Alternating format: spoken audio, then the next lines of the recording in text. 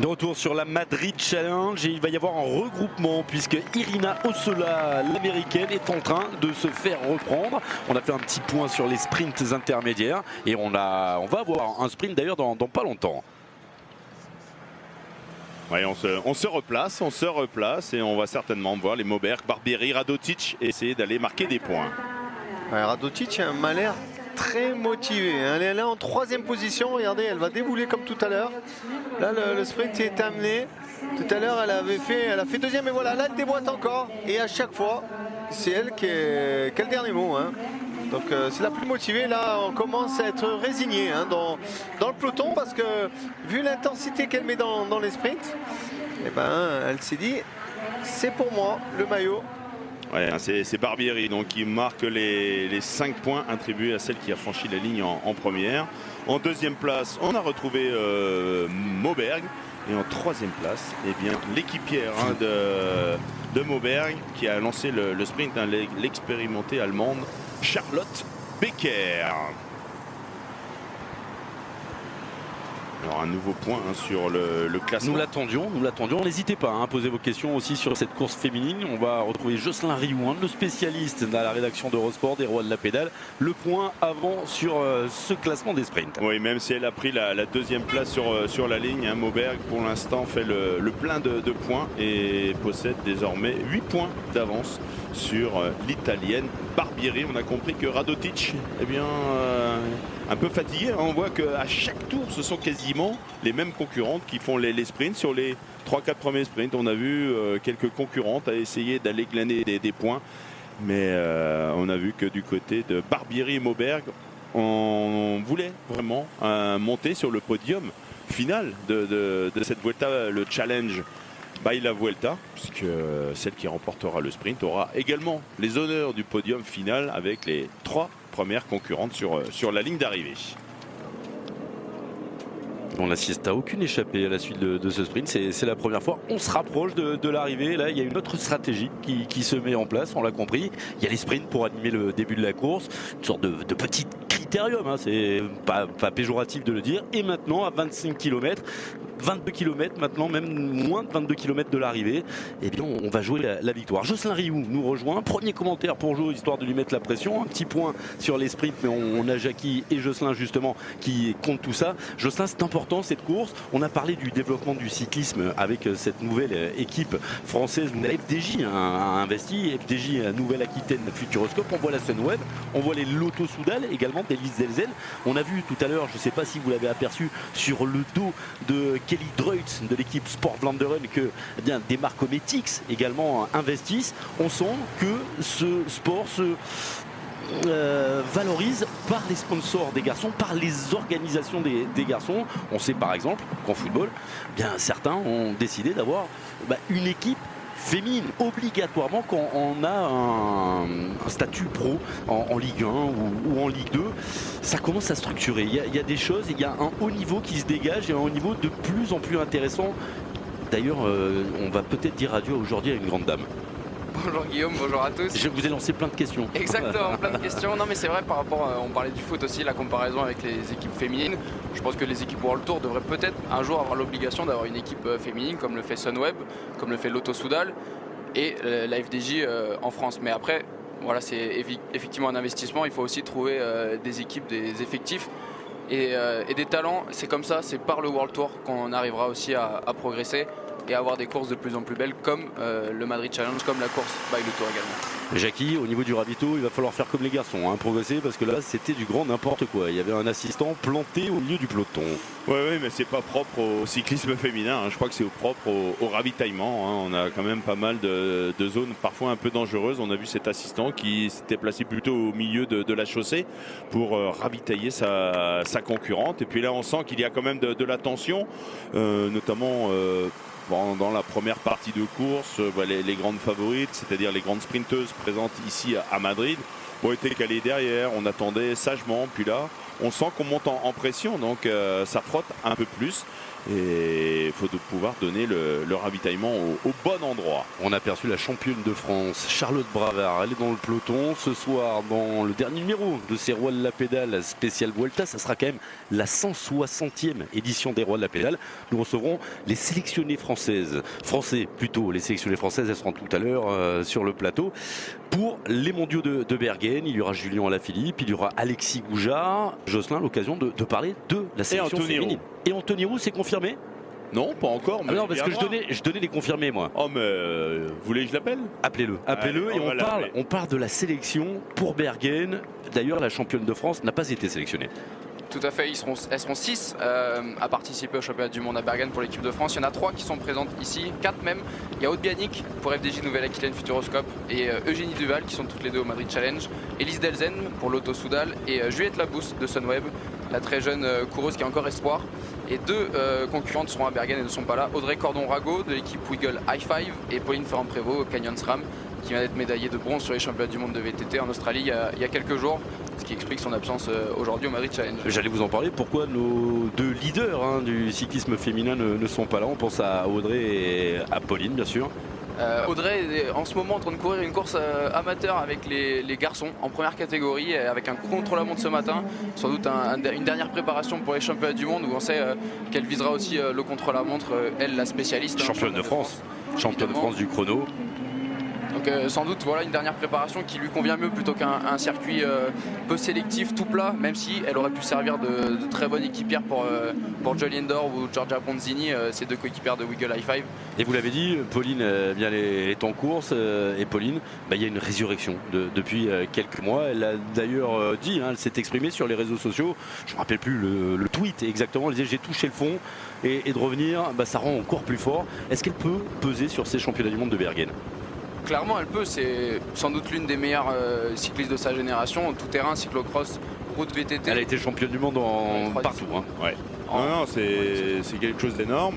Oui, parce que je pense qu'elle sera parmi les favorites du côté de Bergen. On l'a vu au Grand Prix de Plouay. Elle a pris la 2e place et on sait qu'il y a le Gotha du cyclisme mondial du côté de la Bretagne. Et je pense qu'elle a été rassurée. On sait que c'est une compétitrice, c'est-à-dire qu'elle s'aligne à la fois sur la route, sur le VTT. Parfois, c'est pas évident de changer. On voit qu'elle est partie en Australie. Il y aura le décalage horaire, un coup de pédale un peu différent. Mais je crois qu'elle a besoin de ça pour son équilibre et son podium. La rassurer. Là, elle va lâcher un peu le VTT pour se reconcentrer sur les championnats du monde. Ce sera certainement notre chef de file pour l'équipe nationale féminine. Justement, Jackie, le changement comme ça, VTT route, le décalage horaire, 2 championnats du monde en 15 jours, c'est pas banal quand même. Non, c'est vrai que c'est pas banal. On sait que des coureurs comme, j'ai perdu le nom, qui a terminé sur le podium du Tour de France, oh là là. Evans. Non, le français Jean-Christophe Perrault avait voulu lui aussi faire un peu les 2, notamment lors de la période olympique. Ça ne lui avait pas réussi. Pauline, elle tente de le faire, mais c'est vrai que c'est pas évident. Est-ce que c'est le même niveau? Est-ce que c'est aujourd'hui le même niveau d'excellence entre guillemets? C'est pas faire affronter, mais c'est vrai que comme dans certaines catégories chez les garçons, chez les jeunes, où il y a quelques années encore, le niveau était moins fort. Là, c'est quand même pas la même chose.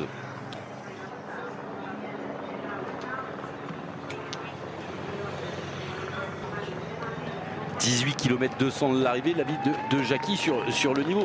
Je parle pas, pour vous donner un exemple, dans les années 80, il y avait 1 voire 2 coureurs qui pouvaient gagner le Tour de France.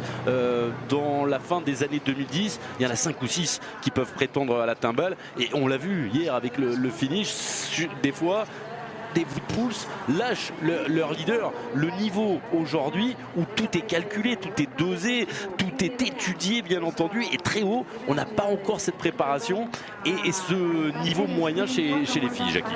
Oui, après on sait que chez les filles elles sont nombreuses à enchaîner les cyclocross et la route. Voilà, on parle de Pauline Ferrand-Prévot, mais des concurrentes comme Marianne Vos, voilà, elles aussi sont capables d'enchaîner à la fois les cyclocross, la route. Je crois que chez les féminines, on peut se le permettre. Après, il faut trouver quand même des périodes de récupération. Hein. On sait que Pauline, pendant de nombreuses années, alors qu'elle était encore jeune, elle enchaînait le VTT, la route, du cyclocross. Il y a un moment, il y a l'organisme qui dit stop. Et voilà, on sait que l'année olympique a été difficile pour Pauline. Ensuite, elle a su rebondir. Voilà, Barbieri s'amuse. Ouais, Barbieri qui s'impose devant Moberg. Mais bon, Moberg, je pense qu'elle n'a plus qu'une concurrente à suivre dans les derniers sprints. C'est Barbieri. On voit que Moberg à chaque fois se fait devancer par Barbieri, mais elle avait trop d'avance au classement général par points. Et je pense que Moberg, la Norvégienne, devrait remporter ce classement par points. Et le peloton qui se reforme, on se rapproche de l'arrivée. On rappelle les favorites, hein. Jolienne d'Or, bien entendu, la Belge qui est la tenante du titre, médaillée olympique sur piste également. Corinne Rivera, l'américaine de l'équipe Sunweb. Et puis la dernière qu'on va surveiller, en tout cas, c'était le sentiment du peloton hein, ce matin, c'est Chloé Hosking, l'Australienne. On a pris une nouvelle, il y a une petite nouvelle qui se diffuse ce matin dans le peloton féminin. Jocelyn, c'est peut-être un petit scoop. Et oui, tout à fait, on l'a pris sur la ligne de départ, en périscope sur les rois de la pédale exclus, le scoop. C'est Giorgia Bronzini qui devrait disputer sa dernière course aujourd'hui, ancienne championne du monde, voilà, l'une des meilleures cyclistes peut-être du peloton aujourd'hui. On la voit encore, elle se glisse beaucoup dans les coups aujourd'hui, Giorgia Bronzini. Sans doute qu'elle ne joue pas sa carte, hein, c'est tout pour Jolienne d'Or. Mais une porte de sortie qui peut, on la voit d'ailleurs à l'antenne. La championne d'Italie. Ancienne championne du monde, oui. Ancienne championne d'Italie. Et elle est là juste. Elle est plus championne d'Italie. C'est Longo Borghini, sa coéquipière. Exactement. d'Italie. Et on voit le classement. Jackie s'empresse de noter. Oui. Barbieri, Moberg, Radotic, Paladine et Dreust. D'ailleurs, Jackie a une magnifique histoire à nous raconter sur la famille Dreust. Ah oui, non, parce que c'est vrai que lorsqu'on regarde, pour tout vous avouer, je ne connais pas toutes les concurrentes, hein, évidemment, les ténors. Et puis j'étais surpris hein, dans la formation Sport Vlaanderen. Je savais qu'il y avait quelques sœurs Dreust, et j'en ai vu. Alors il y a Kelly Dreust, il y a Demi Dreust, il y a Jessie Dreust et Lenny Dreust. Eh bien, ce sont 4 sœurs. Et du même père et de la même mère, hein, parce que j'ai quand même été demandé. Même père, c'est logique. Oui, voilà. Mais donc ce sont les 4 sœurs et on rappelle que Kelly Dreust est certainement la concurrente la plus rapide hein, de cette formation Sport Vlaanderen. Donc le petit scoop, hein, peut-être la retraite de Giorgia Bronzini. Ça veut dire qu'elle ne sera pas présente à Bergen. Ça, c'est un scoop quand même. À suivre. On met ça au conditionnel. Oui, c'est vrai que Audrey Cordon, elle nous le dira peut-être. Sa coéquipière dans cette équipe Wiggle. Et le même jour, Alberto Contador et Giorgia Bronzini vont terminer leur carrière. Oh là là. On essaiera d'avoir les deux sur le podium tout à l'heure, le plateau des rois de la pédale. Allez, c'est le challenge. Perché no? Et on voit à l'arrière de la course Taïta De Jong, le Dossard 101, ancienne championne du monde de cyclocross qui excelle également sur la route. On parlait tout à l'heure la polyvalence. De la polyvalence des concurrentes, tout à fait. Regardez, 15 km de l'arrivée, un petit peu moins. Ça se resserre un petit peu, ça se regarde, ça roule au pas. On prépare le final, on revient dans quelques secondes avec vous en direct de Madrid.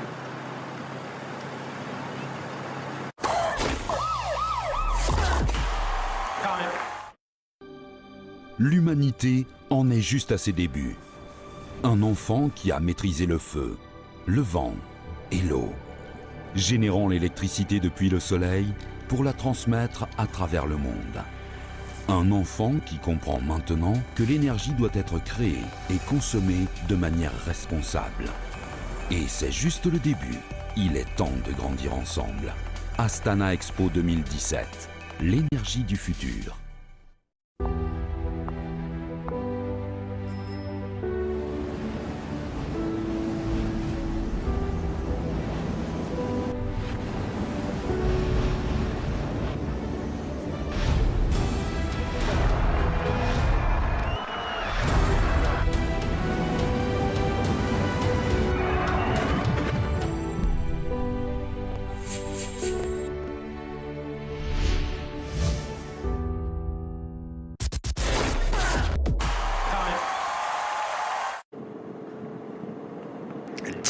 Km de l'arrivée dans cette Madrid Challenge et ça repart. On avait vu déjà une coéquipière de cette jeune fille qui est en train de sortir de l'équipe SS Makojep. Est-ce que c'est encore Irina Ossola qui sort? Non, c'est pas la même équipe. Hein.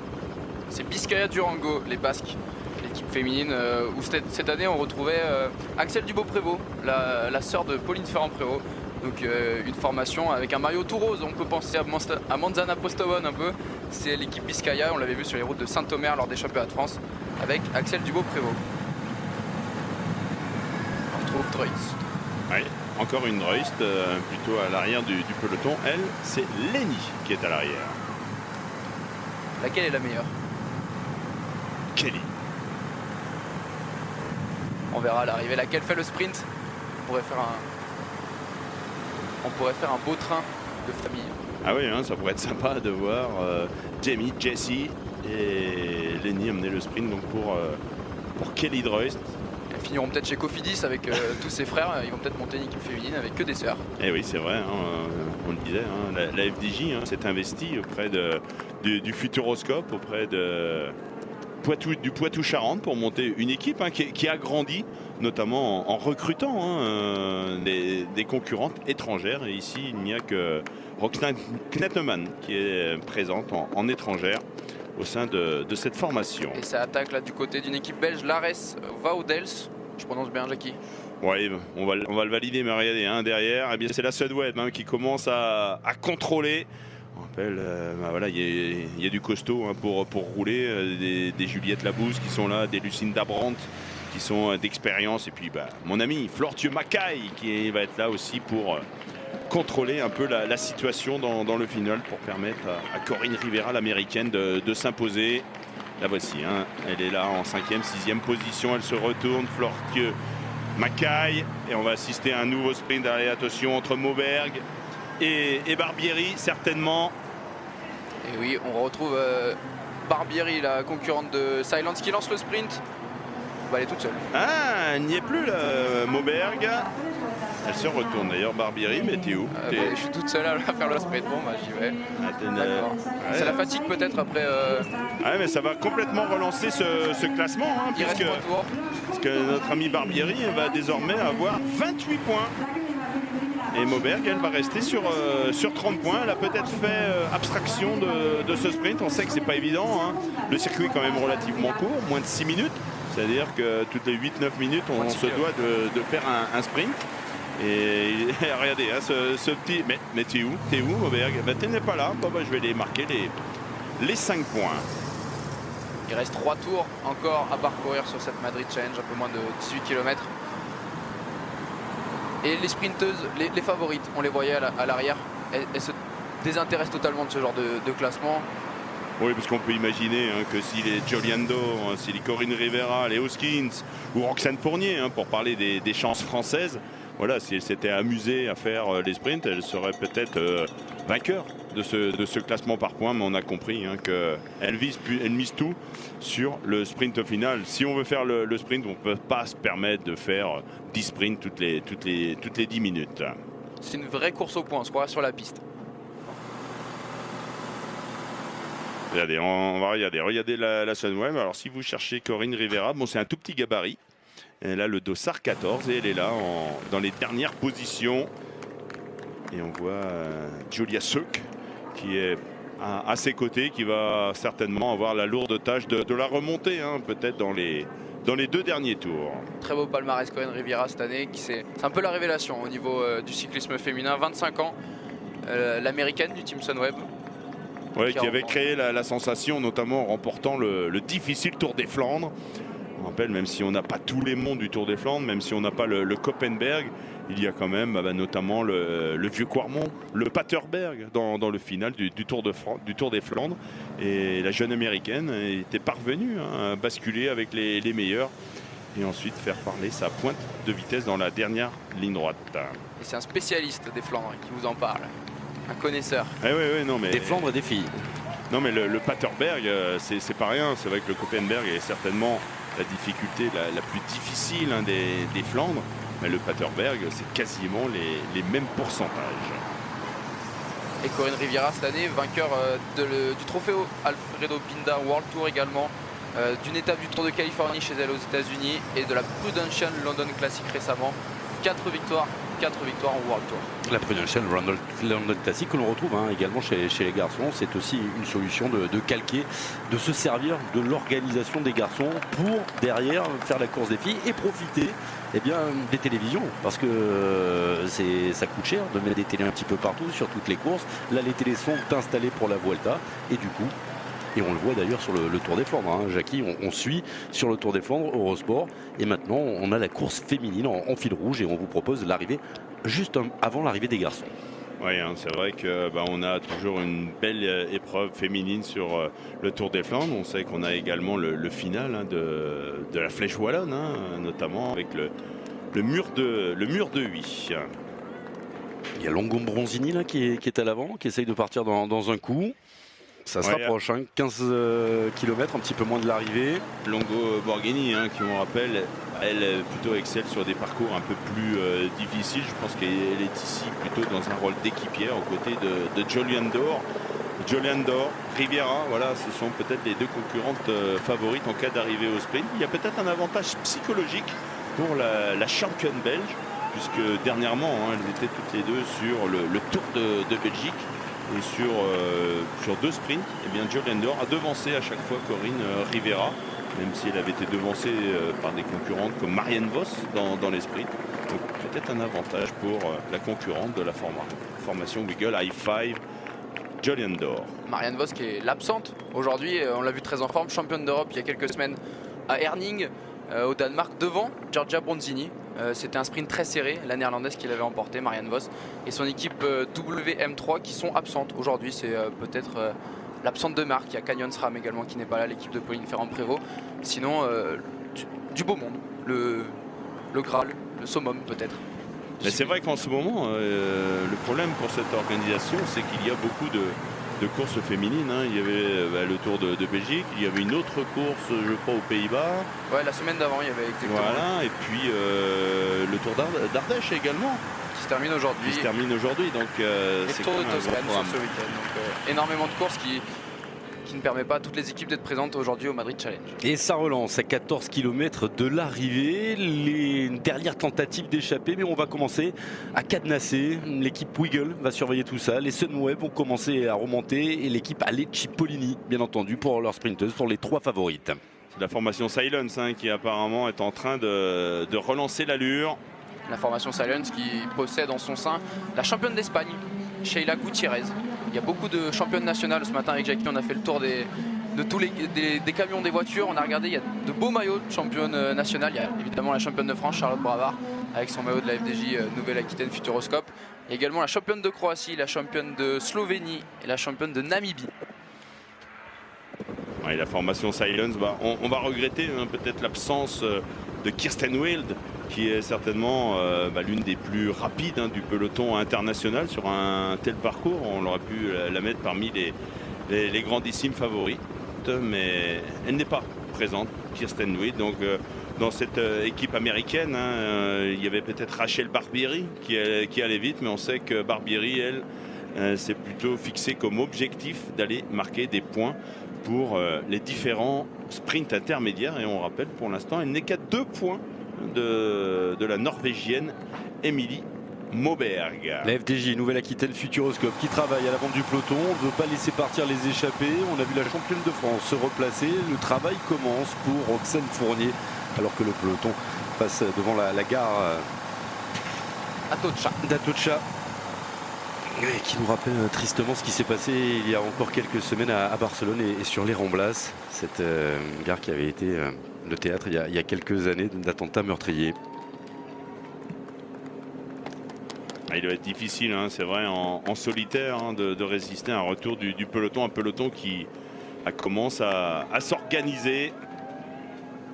Avec un prochain passage sur la ligne imminent, à peu près 600 mètres de la ligne.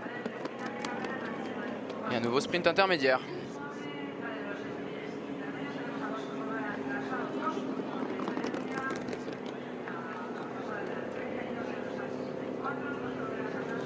Changement de physionomie, on se rapproche d'un sprint intermédiaire et à l'arrière du peloton, ce n'est plus du tout la même configuration.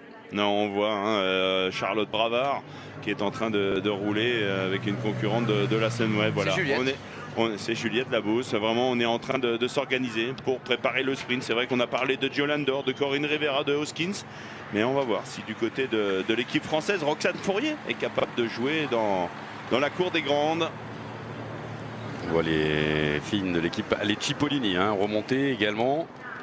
Les Sunweb. Là, ça va commencer à frotter un peu. En tout cas, on se désintéresse totalement du sprint intermédiaire. On a laissé partir la concurrente de Silence. Et derrière, voilà, on va voir peut-être Moberg qui va aller chercher quelques points. Et une autre concurrente de Silence, probablement Rato et Barbieri, les deux italiennes de chez Silence. Jackie va nous dire. Eh bien oui, c'est la polonaise, Malgorzata Jasinska, qui est donc sortie en solitaire. Puis derrière, on contrôle un peu la situation pour la formation Sunweb notamment.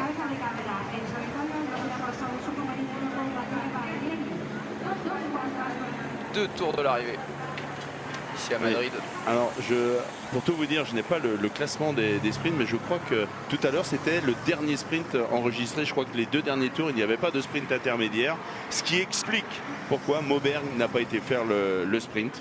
Donc pourtant il y a une E-Tech et une Silence qui viennent de faire le sprint en tête de peloton. Ah bon, on va vérifier. Je sais que le dernier tour c'est sûr, il n'y aura pas de sprint intermédiaire. Et la polonaise toujours seule en tête. Malgorzata Jasinska. Cette prononciation. Ah, mon polonais, vous savez, j'ai fait des années de Tour de Pologne. Et ça se rencontre derrière. Deux dossards qui viennent de sortir du peloton.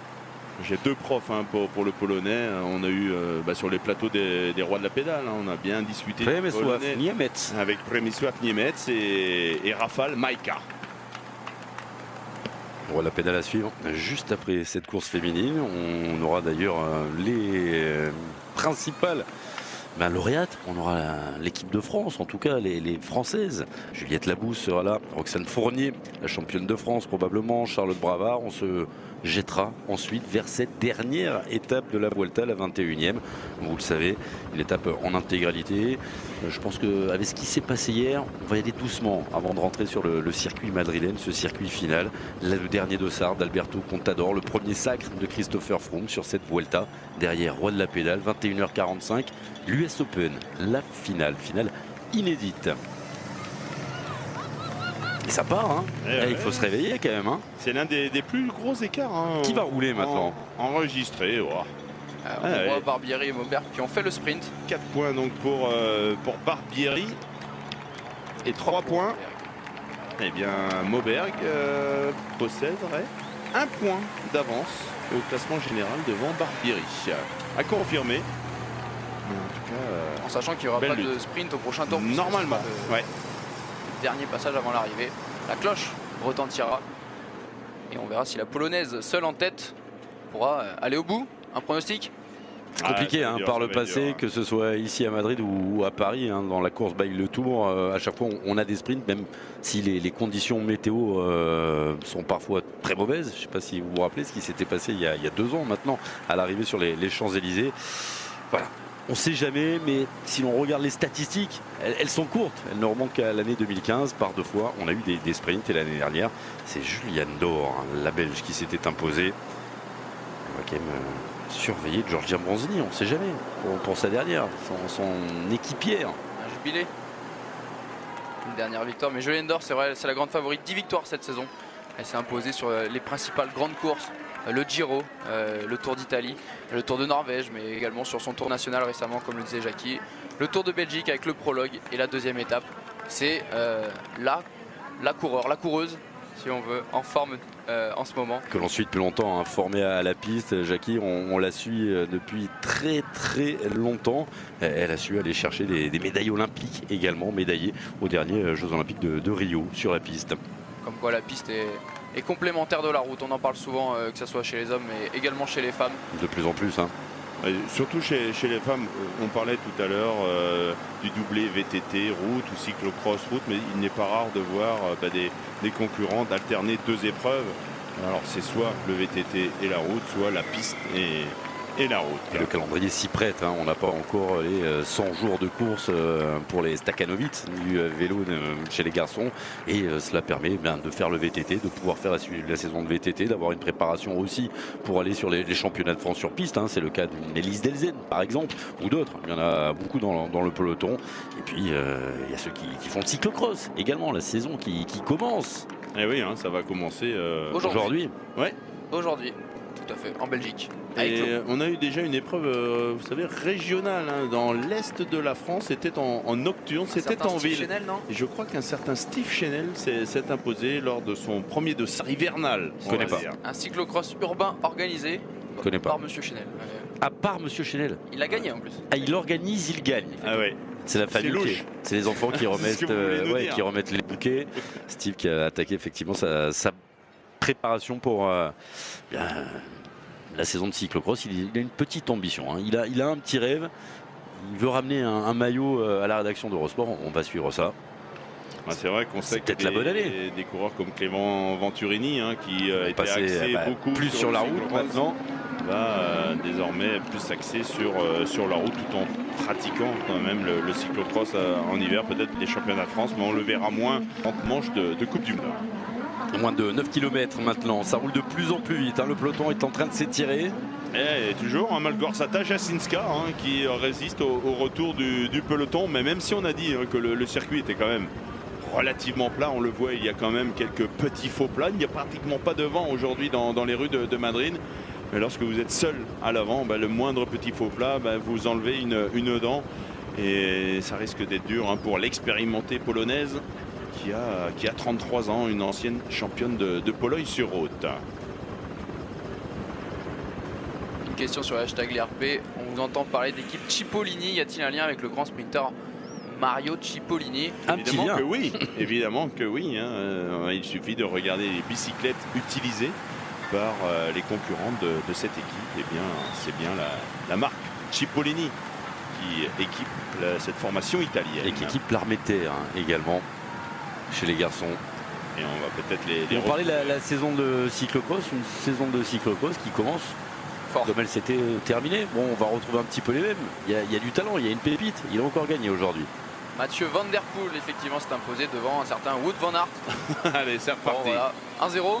Voilà, mais voilà, ce sont c'est le genre de coureur qui aussi alterne route et cyclocross, voire route, cyclocross et VTT pour Mathieu Van Der Poel. On en parlait tout à l'heure avec Pauline Ferrand-Prévot. Et c'est vrai que ce sont deux coureurs qui pour l'instant ont un statut de professionnel, beaucoup plus axé sur le cyclocross. Mais on a vu Wout van Aert notamment briller ou tenter de briller sur les Neco Tour. Il était présent, le nouveau nom, le Big Bang Tour. Je sais, vous me regardez, Jocelyn, avec des grands yeux, le Big Bang Tour. Et puis des coureurs comme Mathieu Van Der Poel, on rappelle, s'est imposé sur les boucles de la Mayenne.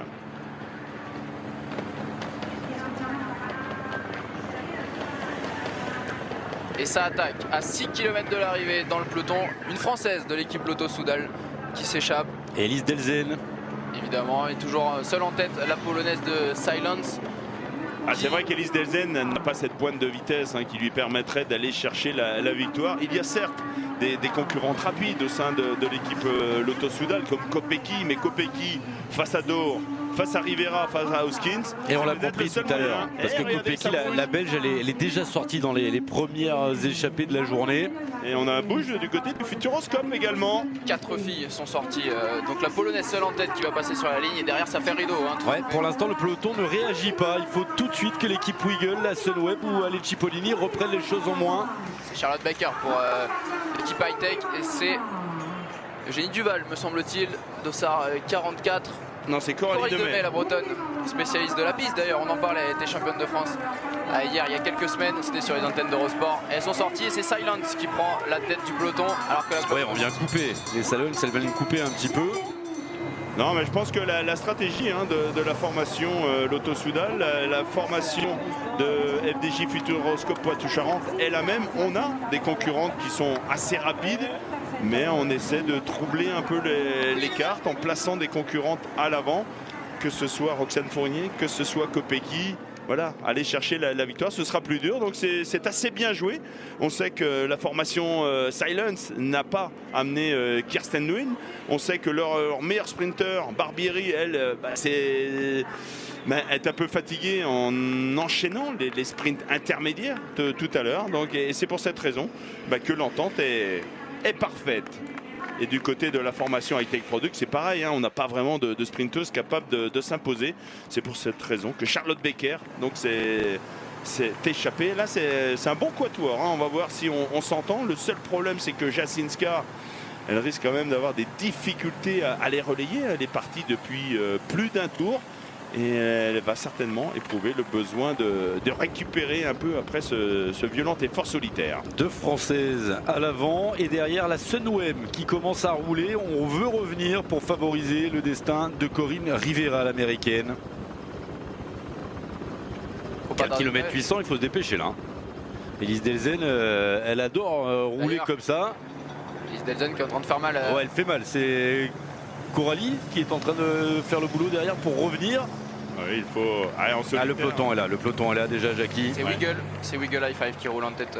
Il y avait effectivement une fille de l'équipe Wiggle. On les a pratiquement jamais vus, hein, les concurrents de la formation Wiggle High Five. On se laissait un peu cacher. Pourtant, c'est quand même. Lorsque vous regardez la composition de cette équipe britannique, elles sont 5 au départ, elles n'étaient que 5. Mais autour de Jolyon Dor, on a Giorgia Brandini, vous voyez. Il y a Emilia Fallin, il y a Elisa Longo-Borghini, et puis Julie Lett, la concurrente danoise. Donc c'est quand même l'une des équipes les plus expérimentées et qui prend les choses en main à l'occasion de ce dernier tour. Costaud, la polonaise, elle relance, elle repart encore. Elise Delzen. Ah oui, Jasinska, on disait, bon, elle va peut-être éprouver le besoin de souffler. Pas du tout. Mais le peloton est là déjà. Ah oui, là, ça roule. La Sunweb et la Wiggle High Five qui contrôle son effort. On voit Longo Borghini à champion d'Italie bien placé, mais là le gros boulot de la Sunweb, très gros travail. Et quasiment toute l'équipe, on voit les 5 concurrentes de l'équipe Sunweb. On voit Juliette Labousse en dernière position derrière Corinne Riviera, et là ça va faire mal. 4 km de l'arrivée. Placé au bon moment, au très bon moment. Merci Jocelyn, il va tout de suite se mettre dans le car parce que Jocelyn, il a l'édition du podium justement des filles avec Pierre Pileux et avec Richard Viran. Crevaison. Un petit accident, une chute qui est intervenue avec Barbieri. C'est pas bon ça pour Barbieri. Ratifiait des sprints. Il y a un petit point seulement, on a vu le classement général provisoire au niveau de ces sprints. C'est fini maintenant. Il n'y a plus le dernier sprint de comptera pas pour les sprints intermédiaires. Mais maintenant voilà, le sprint c'est pour la victoire. Regardez, on roule groupé un peu à l'image des hommes avec toute la Sunweb qui est là. On le rappelle autour de Corinne Rivera, mais on voit beaucoup de maillots jaunes. Les maillots jaunes, c'est la formation Alessi Pollini autour de Chloé Hoskins, l'Australienne. Et là, on cherche maintenant les Wiggles qui étaient bien placés tout à l'heure. Puis on va voir si du côté de l'équipe française, on a des concurrentes pour replacer Roxane Fournier. On sait que la Bretonne, Aude Bianic, va être importante dans le final pour replacer Roxane avant la dernière ligne droite. Regardez, elles sont toutes là. Corinne Rivera en 5e position pour l'instant, qui pendant de nombreux tours se traînait un peu derrière. C'est vrai qu'il n'y a pas trop de relance, il n'y avait pas trop de danger. Et la jeune américaine lui, a fait le pari de se contenter de rester là en dernière position, mais à un tour et demi de l'arrivée. Elle est remontée et là elle va compter sur Lucinda Brand, sur Léa Kirchmann, sur Julia Saur, sur Juliette Labousse et puis sur Floortje Mackaij. Bien placé là, ce virage c'est important. Léa Cipollini essaye de revenir mais elle n'y arrive pas. Toujours le train de cette équipe Sunweb. On a aperçu les Wiggles qui commencent à remonter en 3e position. Puis là ça va être quasiment mission impossible que de tenter en solitaire. Puisque là, c'est monté d'un cran, ça roule très vite. Un rythme étouffant, on ne pourra plus sortir. On a même vu, regardez, on a aperçu à l'arrière du peloton des concurrentes qui ont eu des difficultés à suivre le rythme imposé par la Sunweb. On ne roule pas pour Michael Matthews aujourd'hui, mais on roule pour Corinne Rivera, l'américaine. Michael Matthews, 3e du Grand Prix de Québec. Ce soir, c'est Montréal. Ce sera à 22 h sur les antennes d'Eurosport, Eurosport 2, pour suivre la seconde partie de ces Grands Prix canadiens. Allez, pour citer les autres concurrentes qui ont une petite pointe de vitesse, on a vu tout à l'heure une polonaise à l'avant, et on suivra hein, également du côté de la formation slovène Ljubljana, Eugenia Buczak, la polonaise. On suivra, on l'a dit tout à l'heure, Kelly Droyst, pourquoi pas. On suivra peut-être la japonaise de Biscaya, Yoshikawa. Kopecky, on l'a annoncé pour l'équipe Lotto Soudal. Et puis voilà pour les Iris Sachet hein, également. Je n'ai pas regardé hein, si la concurrente de Magochep était présente, mais on peut imaginer que Iris. Attention, une chute est intervenue dans le virage. Ça passe derrière et on peut se relever, on reprend tout de suite son vélo, tout va bien. Ouais, mais là, évidemment, on ne pourra pas revenir parce qu'on va bientôt apercevoir la flamme rouge. On est à un peu moins de 2 km désormais de l'arrivée.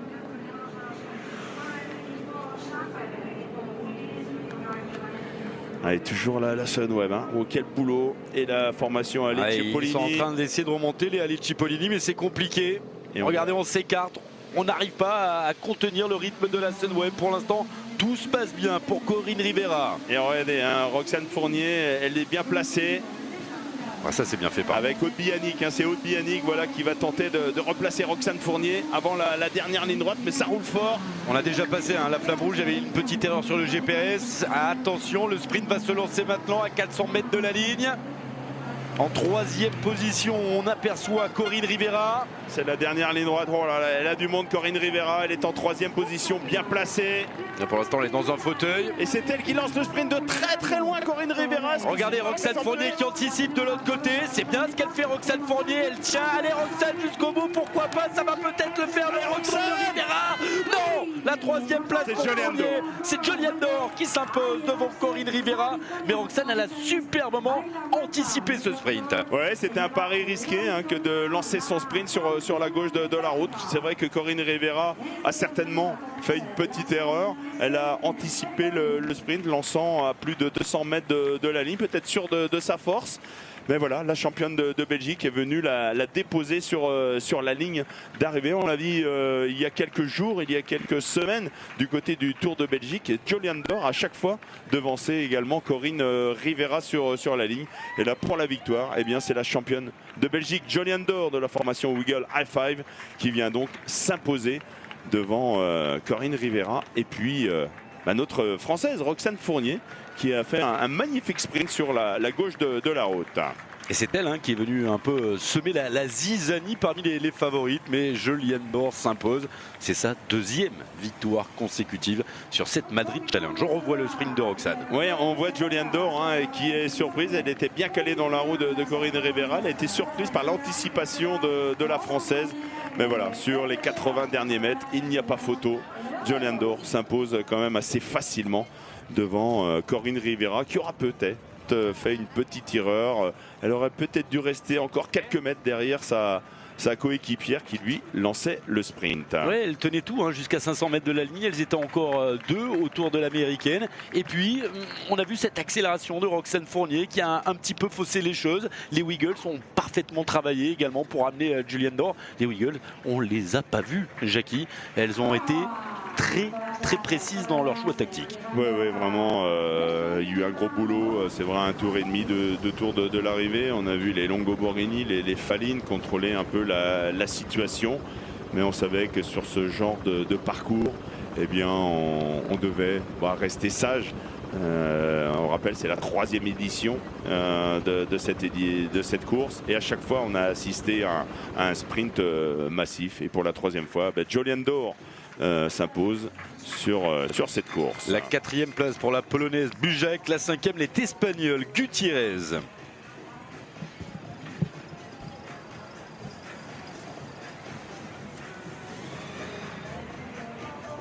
Encore une grande journée de live sur Eurosport. On s'est régalé avec cette course féminine. On a vécu bien ce matin le Grand Prix de Saint-Marin. Dans quelques instants, on va retrouver Louis-Pierre Frileux, bien entendu, pour le départ de la dernière étape de la course. Je suis désolé, on est en train de nous parler. Un petit peu compliqué. Alors on retrouve Louis-Pierre dans quelques instants, bien entendu, pour débriefer cette course féminine avec Richard, avec Jackie. On aura les Françaises, on aura Roxane Fournier sur le plateau des Rois de la Pédale. Derrière, la dernière étape de cette Vuelta. Et puis ensuite, les rois de la pédale. 21h45, direction l'US Open pour... qu'est-ce qui se passe? C'est Giorgia Bronzini. Qu'est-ce qu'il nous a fait? Un petit malaise, Giorgia Bronzini. On rappelle, hein, équipière de Jolyon Dor. Jolyon Dor qui bisse ici. C'était elle qui s'était déjà imposée en 2016 devant Chloé Hoskins et qui a été l'absente dans le sprint puisqu'elle n'est pas venue chercher une place parmi les 5 premières. On rappelle, hein, Giorgia Bronzini qui devrait, on va mettre ça au conditionnel, mais c'est une info qui devrait peut-être mettre un terme à sa carrière à l'issue de cette épreuve tracée ici dans les rues de Madrid. Et on aimerait d'ailleurs voir une autre image pour finir sa carrière à la Transalpine. Tiens, un résultat, il y a le Tour du Doubs qui vient d'être remporté par un certain Romain Hardy de l'équipe Fortuneo Oscaro. Le Tour du Doubs, vous pourrez suivre bien le résumé, bien entendu, comme d'habitude. Ce sera en milieu de semaine sur les antennes d'Eurosport. Allez, on va prendre une respiration et on va prendre la direction du plateau des rois de la pédale dans quelques instants avec Louis Pierre, avec Richard Virenque et on aura le podium des filles.